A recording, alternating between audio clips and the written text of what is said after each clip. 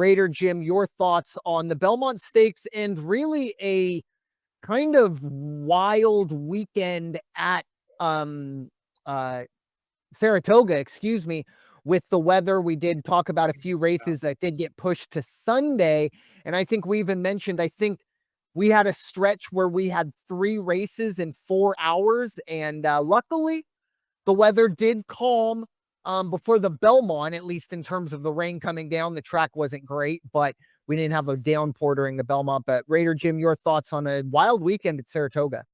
Well, every now and then in my lifetime, somebody comes along or an athlete comes along, and it's not that I have a dislike for the person, but it's just like, oh, they can't be that good. They can't be that good. Case in point, it took me a while before I jumped, before I was on the Sugar Ray Leonard bandwagon. Regardless what he did in the Olympics and everything else, I was like, he can't be that good. And then the more I watched him and he took on tougher and tougher competition, it's like, wow, you gotta tip your cap to that guy because he is something.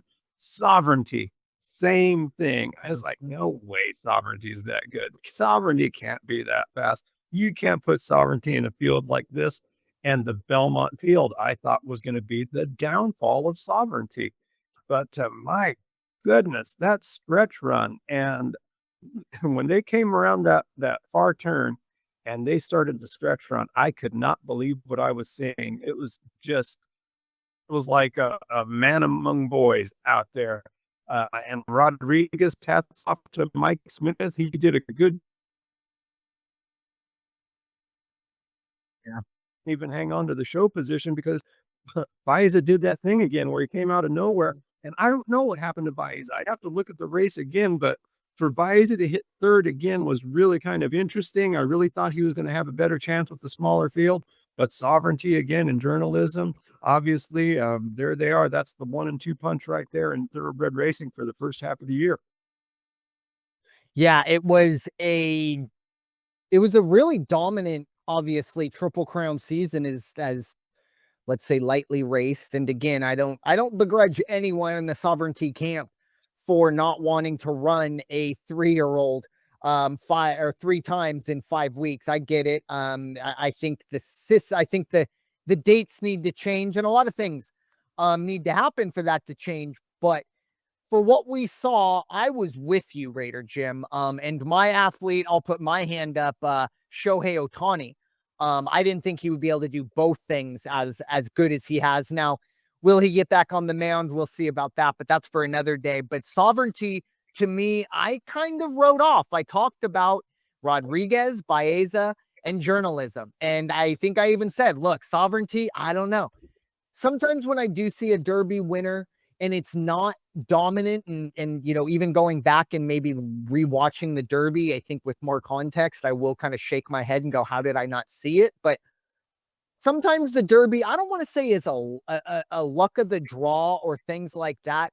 But I've always said, if you run a 60 in the Derby and that's your only 60 on your card, like you can easily explain that away.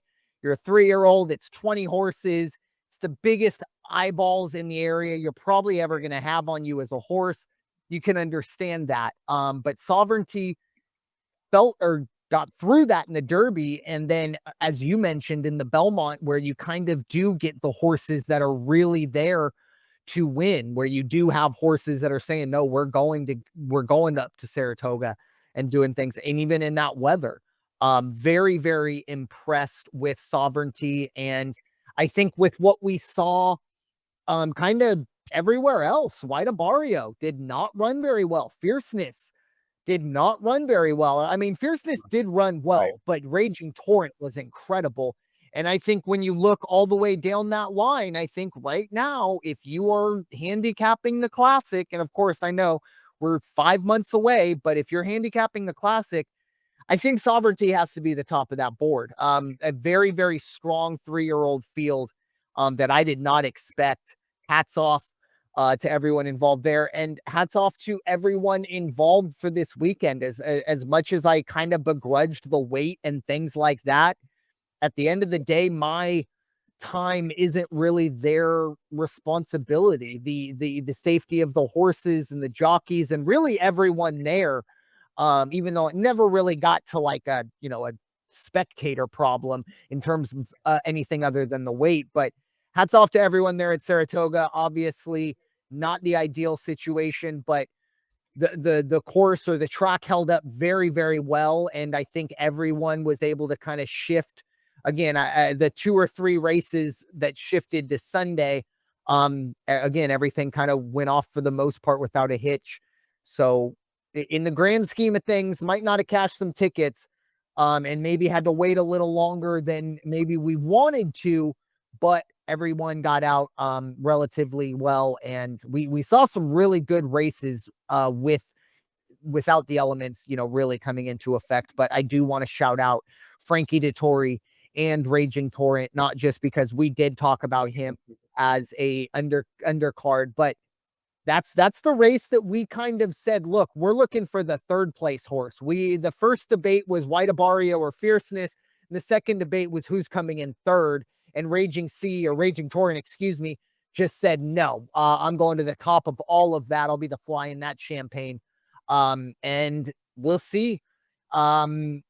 If that horse decides that horse is going to be entered in the dirt mile at Del Mar, and Raging Torrent is a West Coast horse. So I do think if everything goes in the right direction, we will see Raging Torrent and Frankie Dettori at Belmont, or excuse me, at the Breeders' Cup in November at Del Mar.